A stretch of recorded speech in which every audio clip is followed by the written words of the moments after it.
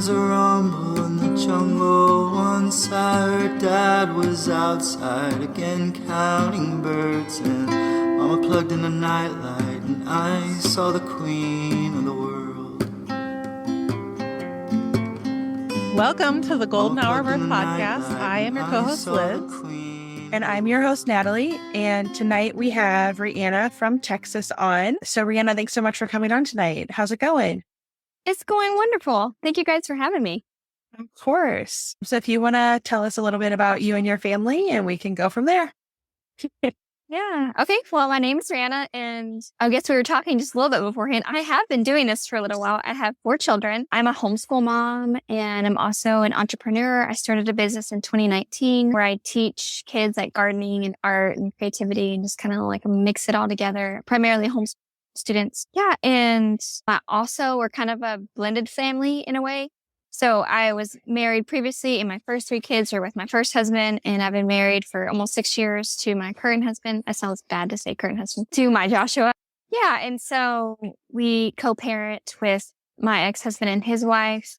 And so it's a little different, but it's also really good. Yeah. Good. That's awesome.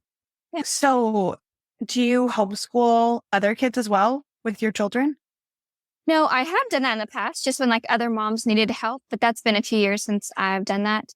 And now I have 4 kids, so I probably could not do that. But no, one day a week during like the spring and the fall, I will teach kids like the whole day, and we'll do like this unit study. So like in the past, we've done pond and sky. And the last one we did that was so fun was dastardly plants. So we learned about, carnivorous plants and toxic plants and how plants talk to each other. And also the beautiful thing about plants, like the last week we did like a really cool thing about how great they are and how not dastardly they all are. And then we also do like art projects with that, and we do gardening projects with that. So it's this like very holistic kind of thing that we do for 4 hours or so. We eat lunch together, and it's just beautiful, and it's great for like parents to connect, because I really believe like it takes a village for sure.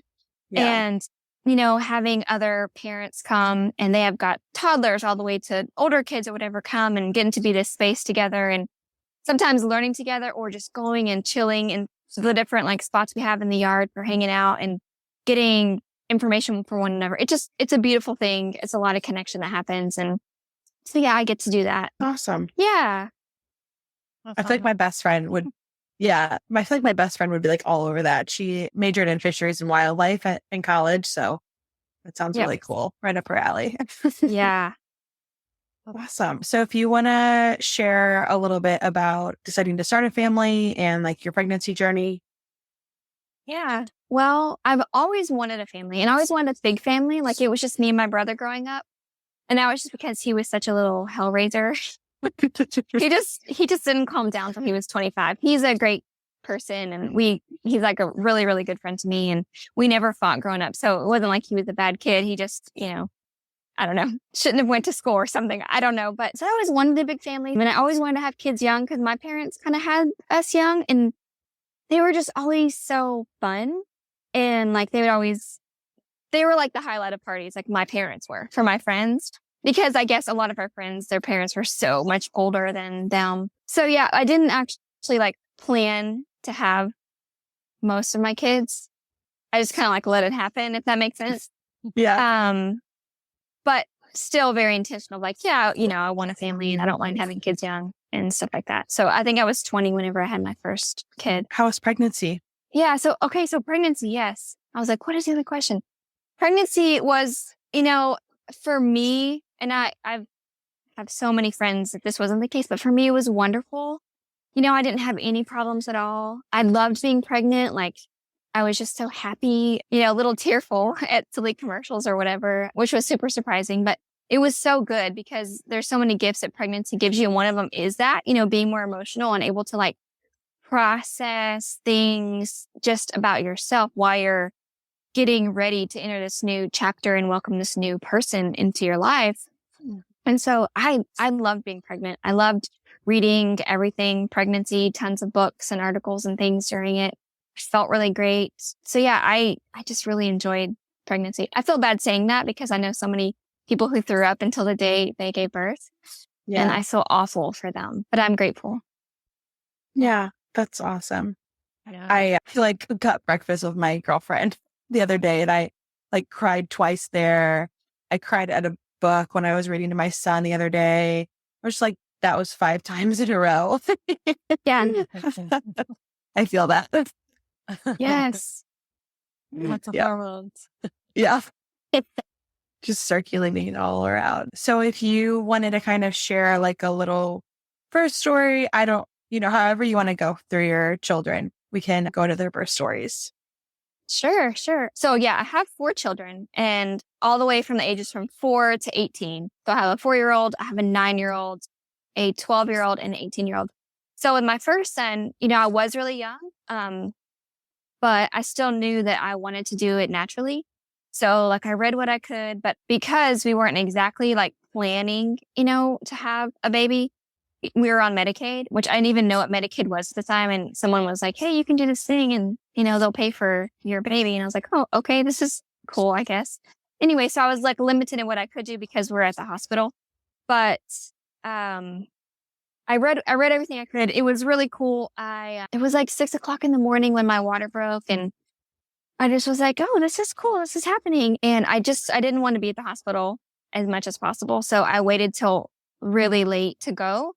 So I was like, okay, I really need to go. I don't remember what time it was, but it was probably around 4:00, something like that. And then I remember like eating an apple while we were being checked in. And even like, I was like having to fill out some forms and I was like, oh, and I was like, squatting on the ground, like trying to get through contraction while I fill out the form and eat my apple because I was like, they don't allow you to eat, in the hospital. Yeah. I'm going to eat because I heard all these other stories of like women getting to do whatever they want to. And I'm like, I'm going to a prison to have my baby. Anyway, so I did that. And it was, for me that first time, I think it was good. The doctor who delivered my son, I met him in the elevator. He was really nice. And then I saw him whenever he delivered my son. So that was weird. But I had like 3 nurses and one of them was like kind of intense and one of them was super gentle and soft. And the other one was like just super practical. So it was crazy. It was like these 3 personalities and it was exactly what I needed. Cause I remember, silly things like I didn't even know I'm like pushing and she's like, no, push from your bottom. And I'm like, oh, that's like different. You kind of think, you push from a certain spot, whatever. Anyway, so it was really great. He was born at 6:00. So it was like 12 hours of labor total and not even like that, like an hour of pain. So that was really cool. And then my second baby was not born until, he was 5 or 6 before we had her. And that was intentional. We felt like he needed, somebody else in his life.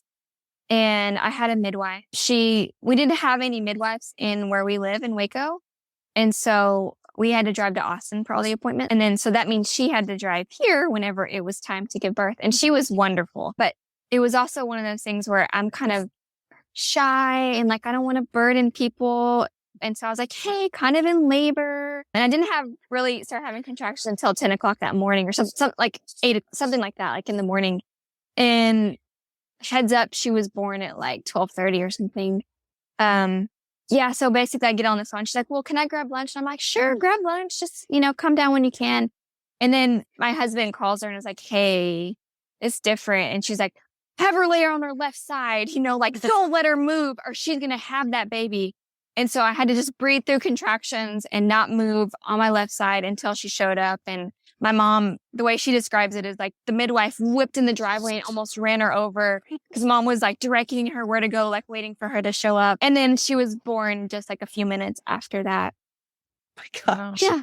And not only that, it was really interesting. Her brother was like a documentary filmmaker. So she was like, hey, my brother's in town. He's doing this documentary on natural births. Can he come? And I'm like, I don't care. Like, bring whoever, just probably come.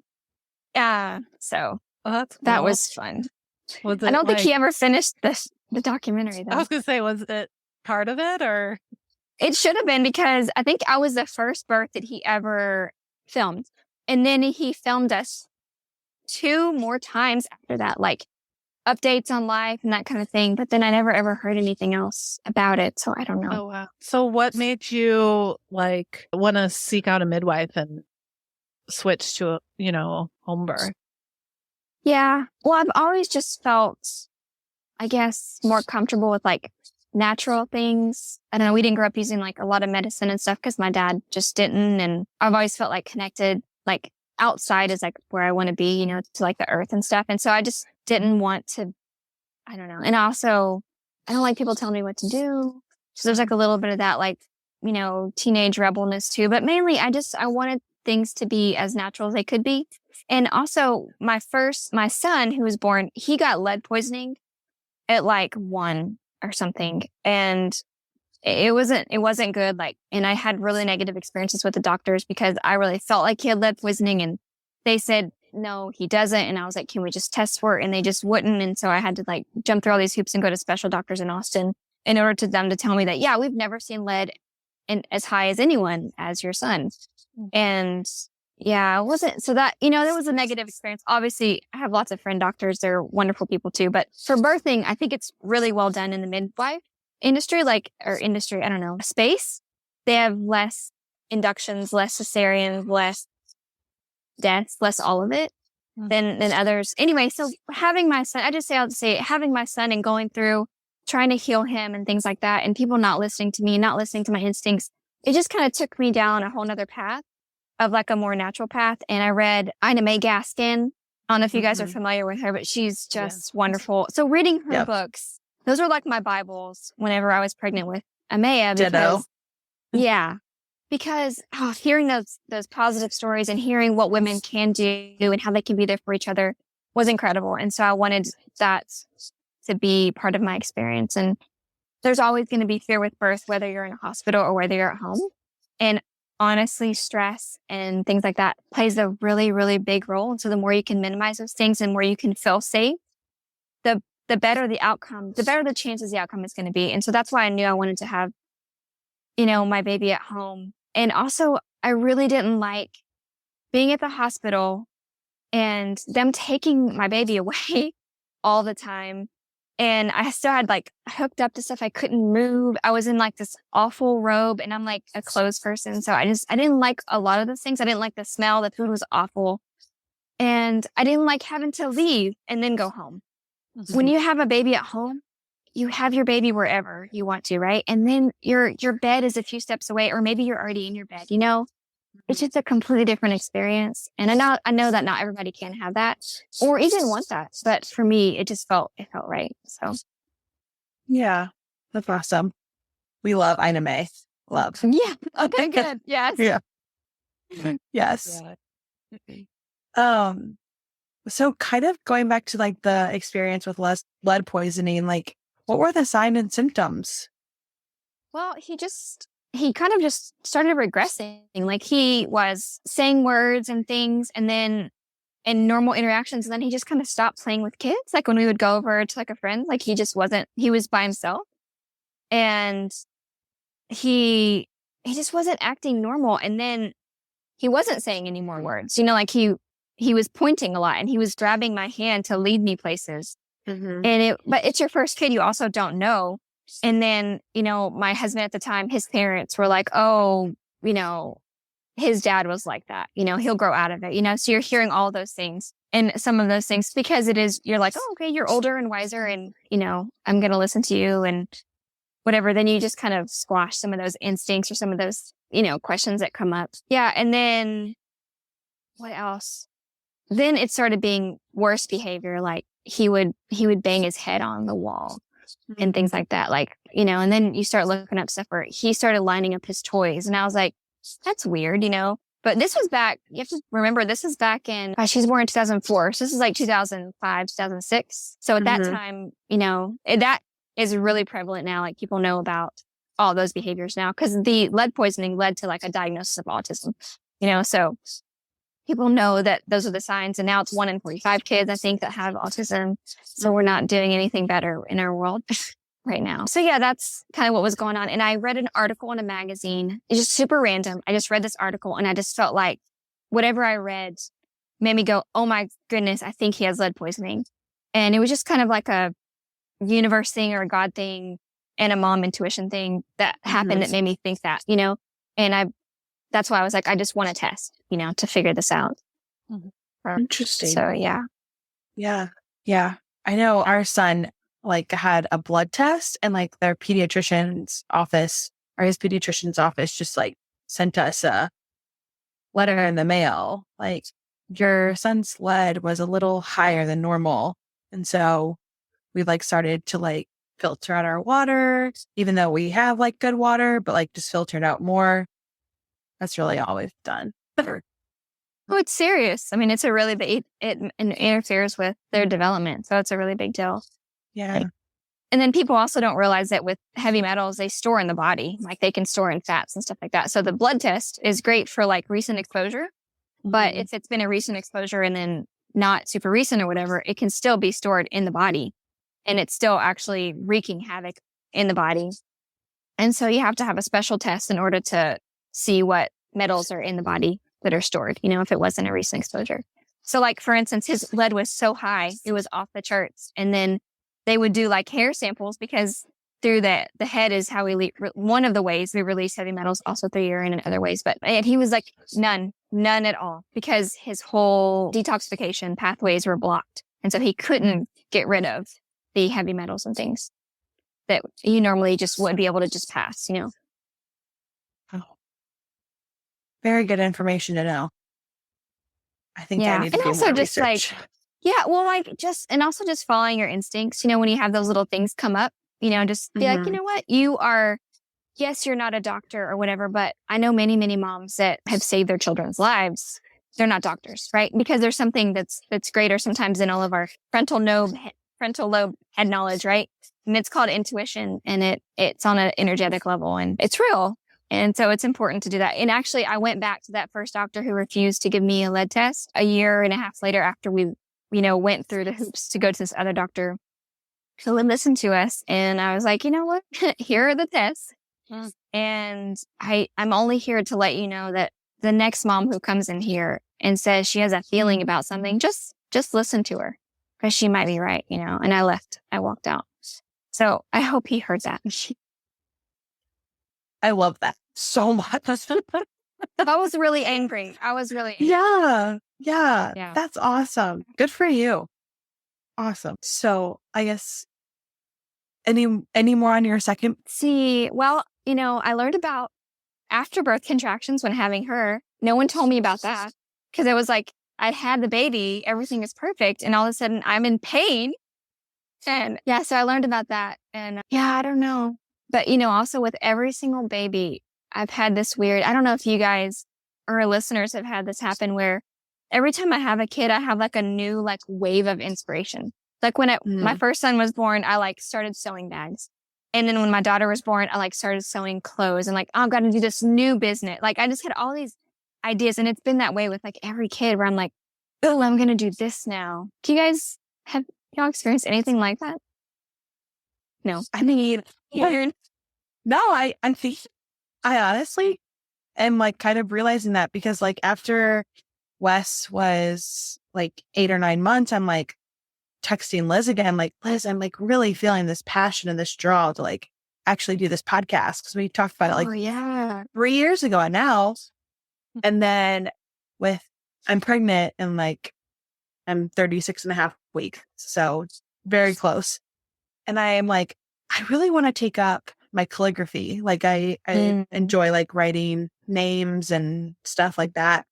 And it's been like a work in progress, but like I want to go get like all the markers and just do calligraphy for hours. Yeah. That's awesome. I love that. Yeah, because when I think about Maya and her birth, like I bought these like special sheets, you know, and it was like this. She was born in December. So she was like my first winter baby, and they're like this deep red color. And I just remember being in bed with her all the time and like researching Etsy and like being inspired by other makers and stuff. And that's like when I think about her birth and all that, it's the birth and the weeks afterwards. It's just like being in this beautiful, you know, bed. Like the sheets were like a gift to myself of like, oh, we're just going to like enjoy this, you know, like let this be special, and just, I don't know, kind of get lost in creativity at 2 a.m., you know, whenever you have to be up anyway. That's fun. That's cute stories. So how was your third birth? Yeah. So it's funny. Now I'm thinking they're all so different. Okay. So my third birth, we had moved to the country. And so I had to choose a different midwife. And this was a midwife that was also an hour and a half away, but like west of here. And she was really wonderful. She did a lot of like mission work where she would be a midwife in like Mexico and things like that. And so she was just really cool. And she's also very intuitive. Like I remember one time during one of the visits, I also did not want to have like any fetal monitors because I'd heard that, or I'd read that, you know, there's like a little bit of radiation and the babies move away from it and stuff. So I was like, I just don't want to do that. So she just did the like old school one. And so she would find the heartbeat that way every time. Well, one time she couldn't find the heartbeat and we were both a little worried. And she's like, oh, I feel like I'm supposed to put it on your belly button. And so she did that. And then she heard the heartbeat. The baby was just in a weird position. So, you know, having a midwife like that, that's like listening to something greater than herself, made me feel really comfortable. But again, I think I still hadn't got over my like being a burden to people syndrome. And so it was like a similar story where I was like having contractions that morning and I called her and she's like, okay, cool. You know, how long do I have? I was like, I don't know, whatever you think, just come whenever you're ready. Cause I also really enjoy my alone time. Like I don't need someone hovering over me. So she was an hour and a half away. She's like, okay, I'm just going to grab a bite and head that way. Cause it was like 10 or 11 or something. And my water broke at 12:30. Eslin was born like, I don't know, 10 minutes later or something. So there was no midwife. Wow. So I remember like, it was so, my water broke and then it was like instant pain. And then I was like on all fours. And my husband at the time, this was my first husband, right? Cause this is the third baby.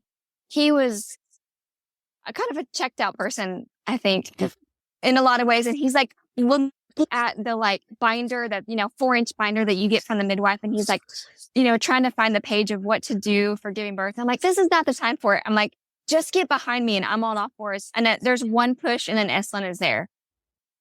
So it really was, and the easiest birth, I guess I had, definitely the strangest. She got there 20 minutes later. But what was interesting too about that birth, I learned a lot with this one. Whenever she got there, I was literally sitting on the rug in front of our bed, like this jute rug that I totally ruined because there was a giant blood spot there. And I was kind of sad about it afterwards. But I'm sitting there and I'm shaking uncontrollably and I'm holding my baby. And I've been that way for 20 minutes. And she walks in and she's like, what is going on? Like, she's like, you haven't delivered the placenta. You're freezing cold. You know, like the baby's not wrapped up. And again, my husband at the time, I guess just was in shock too, or didn't know what to do or something. And my mom hadn't arrived yet, or she was with the other kids. I'm not sure. And so she gave me aconite, which is like a homeopathic remedy, which our family uses homeopathy. It's like one of our favorite things. And instantly she gave that to me and instantly felt like someone like slapped me on the cheek. And I was like, oh my gosh, I was just like in shock. And I'd never experienced shock before, but it kind of paralyzes you where you just kind of are in a different world. You don't know, because that's not very motherly to like have your she was so little too, you know, like this little baby and like you're both kind of shaking because she's not covered or anything, you know? Yeah. And I hadn't delivered the placenta, which I should have already done, but I didn't even like feel the urge because I was like not in the reality. So that was an experience. And then the afterbirth contractions with Eslin were really, really awful. So I would be like on the ground nursing her in excruciating pain, crying because I have to feed her. And also this is awful. And so I had been, you know, reading, of course, lots of Ina May and things like that. And so I was like, you know what? I'm just going to talk to my body. And because my midwife had given me like after ease, like tincture and stuff like that. And didn't do anything. She's like, this helps so many of the moms. And it didn't do anything. It just felt like nothing. Anyway, so I remember one time, because I couldn't take it. This was like on day 3. And I was like, this is awful or something. It'd been a while, right? And I just talked to my body and I was like, body, you're doing such a good job. Like, I know you're shrinking the uterus. Like, I know this needs to happen. We need to go back to the way it was. This hurts so much, but I'm just so thankful for you that you know exactly what you need to do and that we can do this together. And dude, those pains were like 60% less painful after that, which was very shocking to me because I wasn't doing it to ease the pain. I was doing it to connect with my body more instead of being resistant, because that's what's so great about natural birth, right? Is that you're able to surrender to the pain in the process. You have to. If you don't surrender to the pain in the process, it's much, much harder because you're literally clenching when you should be opening. So there's a lot of lessons that we can learn, if we're willing, and also if we're able, physically and mentally, to go through the natural childbirth process. There's a lot of like giant lessons. And so that was just really cool for me to be like, oh my goodness, like my body talks and I can talk to my body, and it can actually have like a really big influence on how I feel, Yeah.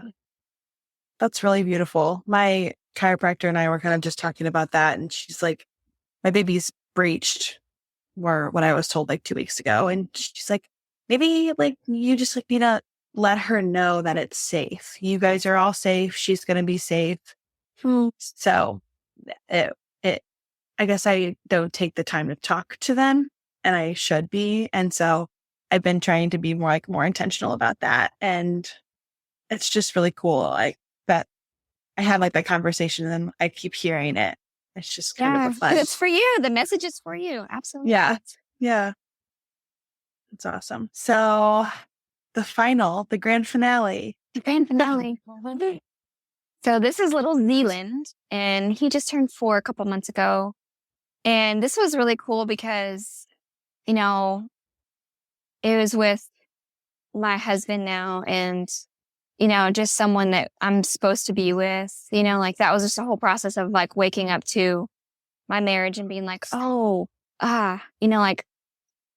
we really get along as friends, but we never were meant to be like partners, like intimate partners or anything like that. And there was just he had a lot of issues too. And so it was cool because like there was no baggage with this, because we were both older also, so we're like more whole people. So there's less like hurting you do whenever you're not together and when you're like an idiot and 21 or whatever. And we're just really aligned. Joshua and I are just really aligned on a lot of things and the way we want to live life and the way we want to, have children and things like that.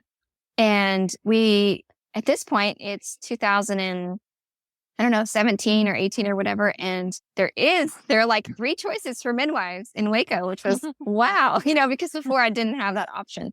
It didn't exist here. And anyway, we found this through a series of events. We found this really incredible midwife that was just 10 minutes away. And we had planned to maybe give birth in her birthing center. But again, because it was just a really beautiful center and stuff. But again, I was like, I'm only going to be there for 12, 24 hours and I have to go home. And I just really hate doing that. I remember hating that before. And I just asked her, I was like, would you be willing to let me have my baby outside? And she was like, yeah. And I'm like, are you serious? So, because my ultimate dream was like to have like this beautiful cast iron tub and like hang really cool linens around the yard and have like a fire underneath it to warm the water and have my baby outside with, wildflowers or something. He was born in August, so no wildflowers. But my husband had built like a beach in our backyard. That's like a whole long story, but basically we have this huge area of like 20 by 20 with just sand and you could bury yourself and there's palm trees and sago palms and the pool and everything. It's just a really nice place and like a little cabana and all made out of cedar. And it's just a really peaceful place. And it's where we spend a lot of time. And it's actually where my husband and I got married too. We got married on the beach. So we're like, we're going to have this beach baby, So yeah, he came really fast too. I think all my kids have been really fast. And we spent the night, I started having contractions like 11 o'clock that evening. And so basically I didn't get sleep because then I was like really excited, like, oh my gosh, we're going to have this baby. And also we had been praying for him to be born that next day because my midwife had to leave for her son's wedding in Montana the day after. Oh no. Yeah. The Wednesday she had to be gone. So I was like, he either needs to come now or he's going to have to wait a week. We didn't know it was a boy. Well, I felt like it was a boy, but anyway.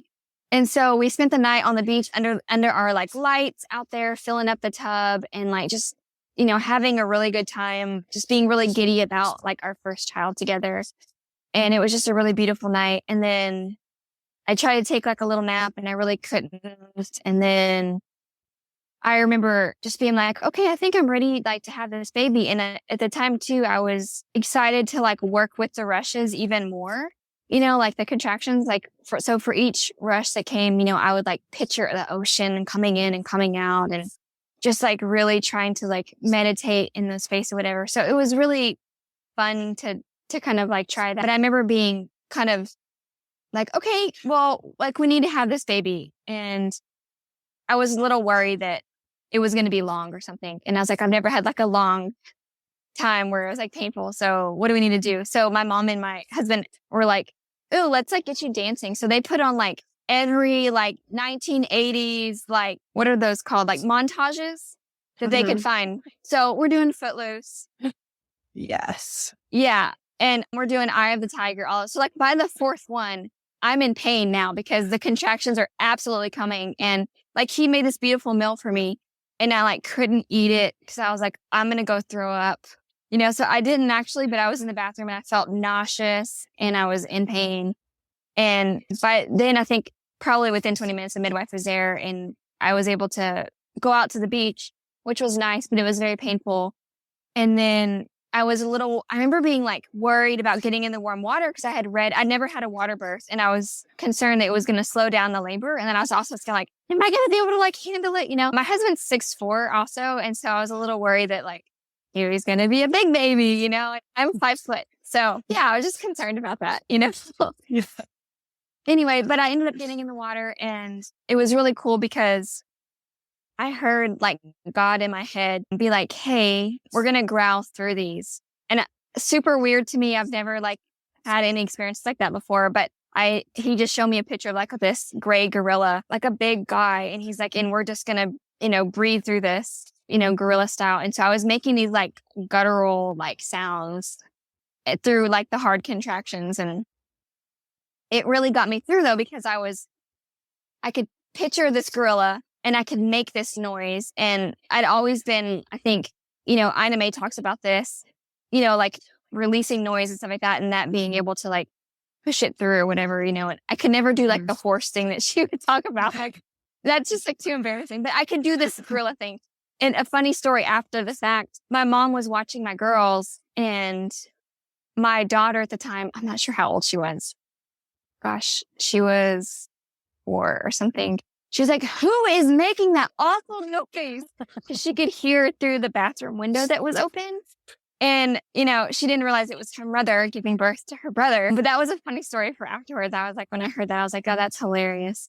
But anyway, so then, because it was really painful. So God was like counting me down. He's like 5 more gorilla pushes and we'll be done. And he was like counting me, like there was a voice in my head just like telling me this. And sure enough, we get to 1 and I'm ready. And I get pulled out of the tub actually because I was losing steam by that time too, because I hadn't slept all night. And so the midwife, she kind of like had to talk me through it. And, his head was out, but then we couldn't get his shoulders out. So she actually like stuck her like her index finger in there and like got around underneath his arm and like pulled him out on like one of the pushes. And then he came out and everything was fine. He was fine. Everything was good. Everyone was, healthy and stuff. Yeah. So that was my backyard beach birth. That's amazing. That is amazing. I love that. Cute, peaceful. Yeah, it was. And then the girls were outside. Like as soon as he was born, they were outside. I wanted them to be there, but my mom is weird about blood and her baby having babies. It's always just makes her feel nervous. So she didn't want to come out. But then the girls were there like immediately, like pretty much like right after he was born. Within a minute, they were there. And so they got to see him. And I remember my daughter was like, helping me because I was having like afterbirth contractions. And she was like, you did so good, Mom. He's so beautiful. And I was like, oh my gosh. And she was young, like she was so young, but she was so, beautiful. Like, and she was so helpful in that moment too, of like, wow, just to like encourage me of like, okay, like I did it. Like this is over. I did it. We're okay. That's so sweet. I always imagine that. Were the kids at any of the births or none of them? Yeah, my kids were at all of them, but sometimes they were just like in the hallway. So like when I gave birth to Estlin, I'm kind of out of it, but I think Maya was just in the hallway. She was 2 at the time, 2.5. So I don't think she saw anything. Yeah. But I would have liked for my kids to. Like I think it's a good thing if you feel like it, for your kids to be there, because it's such it's a very spiritual thing that's happening. Like, a human is now taking their first breath of official air. It's really cool, Yeah. And they're becoming part of their family too. Yeah. Yeah. It's weird whenever we like separate everything, like even dads can't be there sometimes, and it's like, oh, mom left pregnant and then she comes back and she has this baby inward. There's like a detachment there versus like seeing all of it, and even seeing mom in distress and seeing mom hopefully overcome that distress, or even whatever happens, it's life. We've been doing this for centuries, and there's just a lot to learn. And just because it is like heightened or whatever doesn't necessarily mean it's, bad or scary or harmful. I don't think. Mm-hmm. Yeah. That is so cool. I love that you had him outside. What a special time and moment. Was it really, really hot or anything? Or I guess it was overnight, right? No, we had him at, I think it was like 10:30 or something that morning, or 12:30 or something like that. So it's August in Texas, so it was probably hot, but I also really love summer. I love the heat. And so I don't remember anything about being uncomfortable at all. I remember being comfortable in the way of like, we're on our beach. I'm like, everything I look at is blue skies and, palm branches and things. And so for me, I was great. And then like, Zealand, he got his first, sun bath right out there sitting on the swing, like it just feels so, when it does happen and there aren't, traumas that happen during it, it's so perfect, when it does go right, I guess. Like, it just is such a beautiful thing. It's so cool. Was that your midwife's first outdoor birth? For sure. Yeah. And I don't think it's happened since, but yes. I'm just so grateful she was like willing to just be okay with it.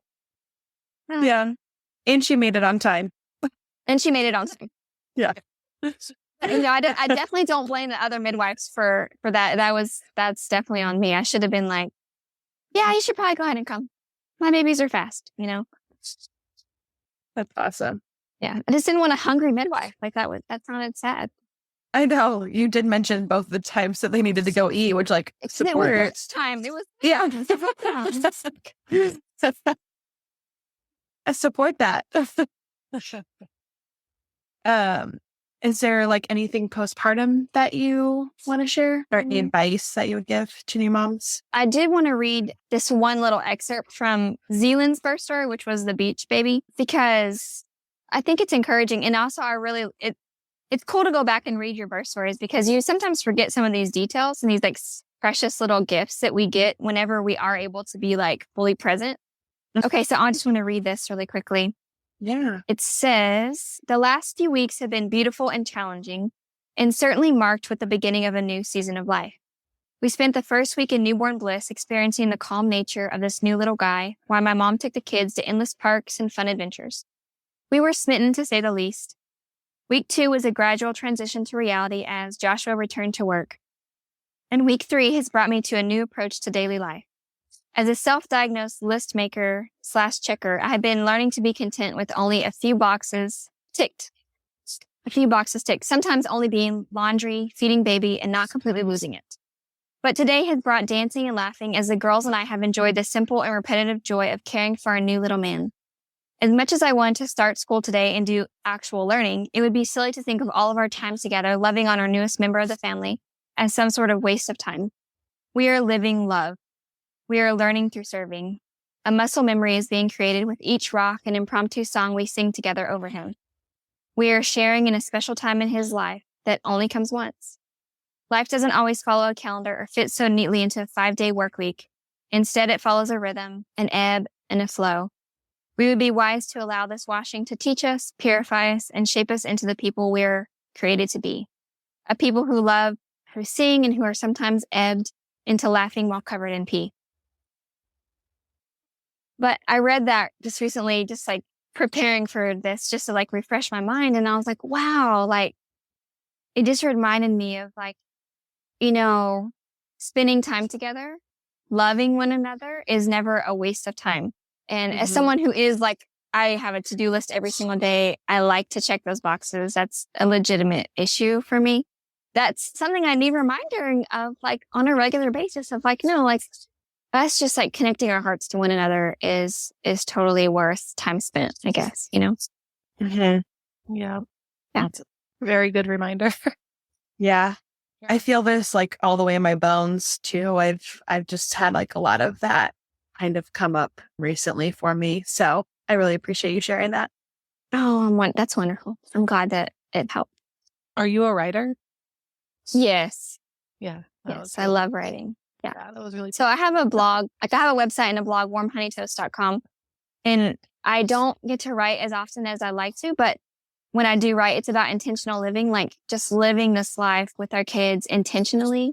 And I'm just like kind of raw and honest in there, like, because some days are awful, you know, and some days are absolutely magical.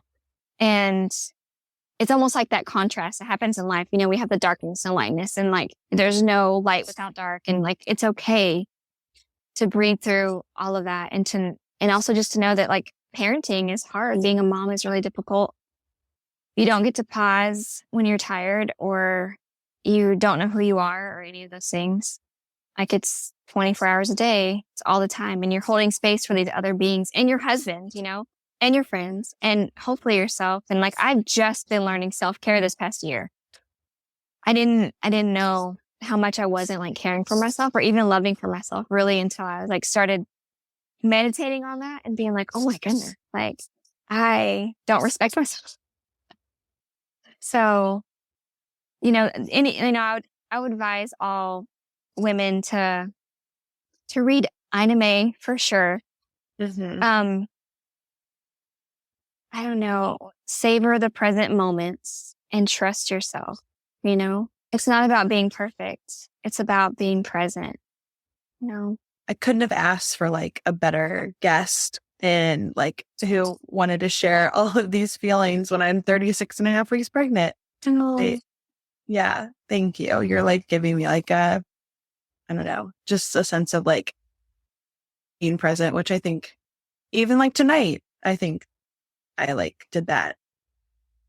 And I need to stop talking or I'm going to cry. Crying is good.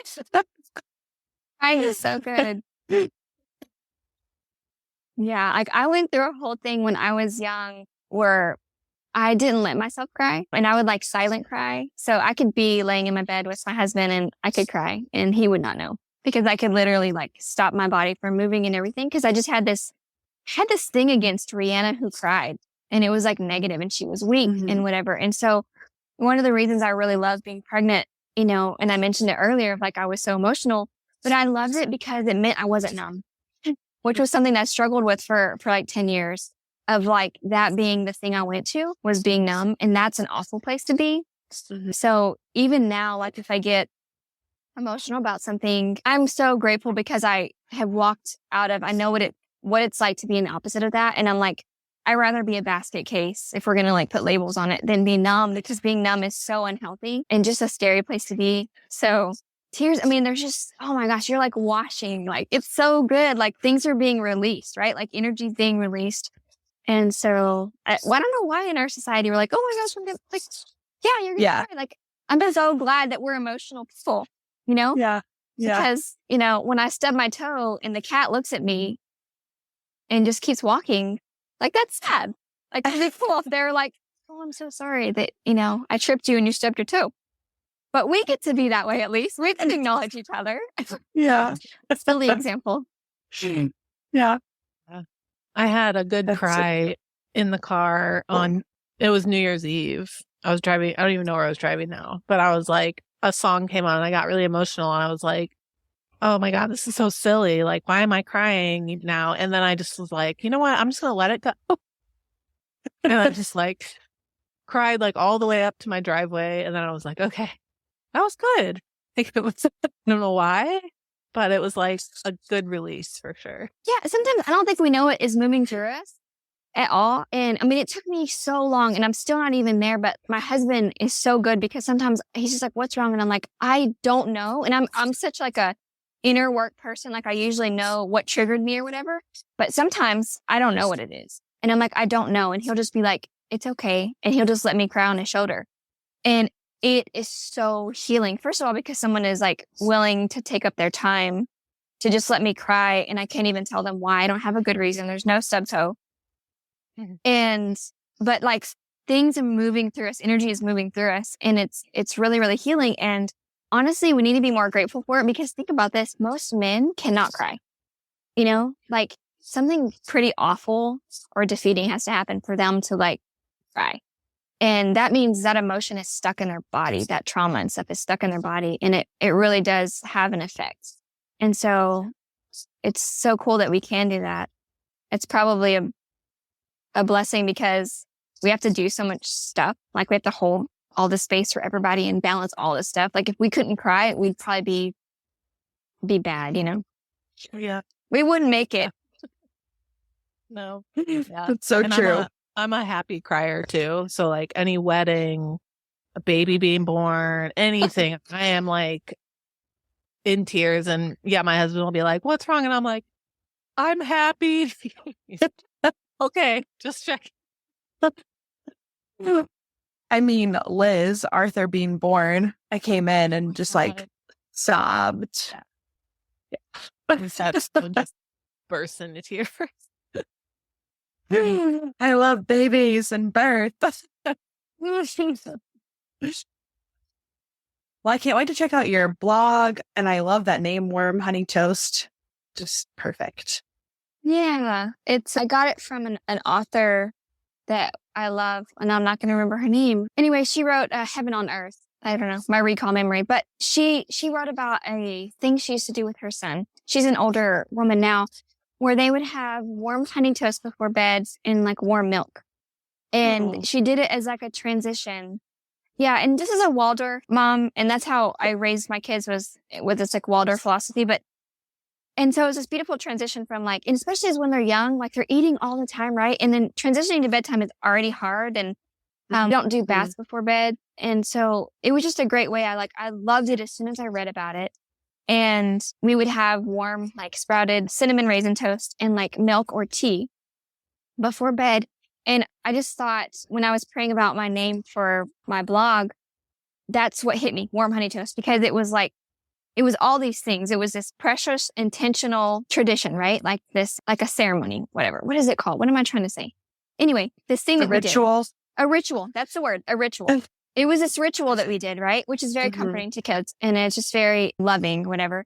And also it like incorporated this like heart, hands, head thing that Waldorf was all about, or like whole child raising, like when you're raising your whole child, you're not just raising like little, like, fact spitter outers. Like you're raising kids, and we're using our hands, and we're playing in sand, and we're paying attention to their emotions, and we're respecting them, and we're listening to them when they talk to us. We're not just brushing them off. And we're also teaching them things. And that's what Warm Honey Toast was like. This whole like full circle thing to me is what it represented. So that's where the name came from. Also, honey is incredible. Yeah. Yeah. That's awesome. Yeah. We started this like nightly routine of like saying night night to everything. So we're like, night night kitchen, night night living room, night night thermostat, night night baby girl's room. And then like we have wedding pictures right outside of our son's room, and we're like, night night wedding picture. And then it just helps them. Yeah. It is. Absolutely. Yeah. It's very fun and cute. And he like waves to everything. Night night. I remember my son, he's always had this thing with the moon, and he always wanted his daddy to like get the moon for him, because his dad can just do anything. And so we would just do this whole story. There's this little boy and the moon. And I would just like impromptu, like tell him stories about this boy named Zealand and the moon. It's what helped him during the hard times when he was like learning how to get his bedtime routine where he could put himself to sleep, because he pretty much puts himself to sleep. Now we read stories, and then he just kind of like turns over and falls asleep. But that was one of the things that we did, is we did like this moon story. Yeah. It's the little things. Just little things. And like, I miss those things. Like, they're so good. Yeah. So that's awesome. Thank you so much for coming on and sharing all this just beautiful intentionality. And like I said, I just couldn't ask for a better guest when I'm this pregnant. That's wonderful. Well, I'm glad that it, did something for you. We definitely need each other. Like I needed Ina May and all those women who were willing to share their stories, and other people in my life, like the midwives and stuff. They were like, no, it's okay for you to, do things that you want to do, because then you go to the grocery store and people are like, well, this is what you should do because this was my experience. And they're just like awful. So, and yeah, we need other people in our life that can encourage us where we're at on our journey. So I'm glad I can do a little bit of that. Plus, it was just fun talking to you guys. And it really brought up a lot of just like more memories of when my kids were younger. Because the time really does fly. I love the season that we're in now, but gosh, it was so fun doing all those little things. Yeah. Yeah. So thank you so much for coming on and listening. Where can people find you if they wanted to connect? Oh, yeah. Well, the website is warmhoneytoast.com, and my handle on Instagram is @warmhoneytoast. And the name of my studio is Artforia Studio and Garden. And that's what you'll find on Facebook, but the links are like all there and stuff. So, yeah. Awesome. Oh, and then also, can I say this? I just released my podcast, The Creative Living Podcast, a few days ago. Yay. Congratulations. Yeah, I keep forgetting this because I was going to release it in the spring along with like spring energy. But then I just said it because I was talking about some other stuff, and I just said it, and I was like on like an Instagram video, and I was like, I'm just going to do it. I already have episodes recorded. I'm just going to do it. So yeah, I just talk about creative living and intentional living and balancing motherhood and creativity, and like, how do we do this? And is it even important? Should we? Whatever. Because that's something I've struggled with for a really long time, of having balance of like my art and my creativity and also being a present mom. So. Yeah. Well, we would love to collaborate and listen and be guests if you ever need us. Oh, for sure. Yes. Awesome. Perfect. Thank you so much. And thank you to our listeners for tuning in tonight. And if you want to leave a review or share this podcast with a friend, that would make us happy. And tune in next week. And yeah, we'll see you next episode.